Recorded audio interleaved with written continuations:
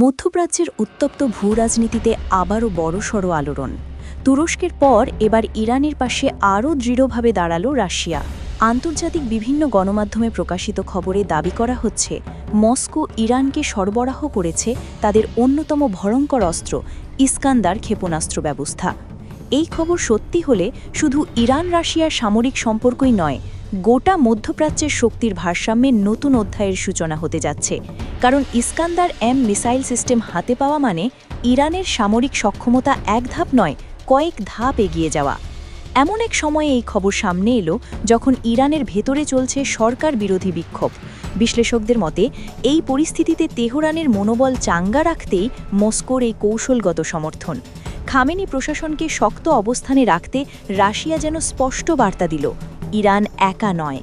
কিন্তু প্রশ্ন হলো, এই ইস্কান্দার ক্ষেপণাস্ত্র এত ভয়ঙ্কর কেন? ইস্কান্দার মূলত একটি স্বল্প পাল্লার ব্যালিস্টিক মিসাইল সিস্টেম। এর পাল্লা প্রায় 500 কিলোমিটার পর্যন্ত।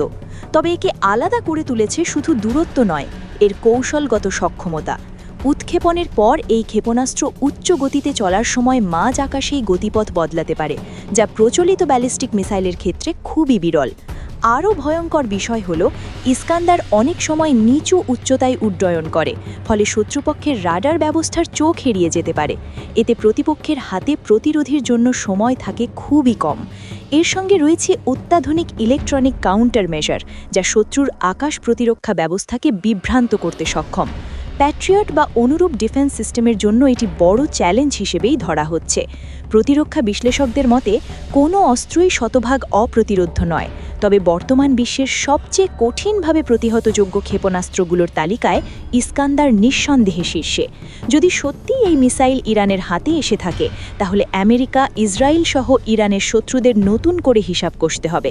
কারণ মধ্যপ্রাচ্যের শক্তির খেলায় ইরান এবার আরও আত্মবিশ্বাসী, আরও আগ্রাসী এবং আরও প্রভাবশালী এক খেলোয়াড়।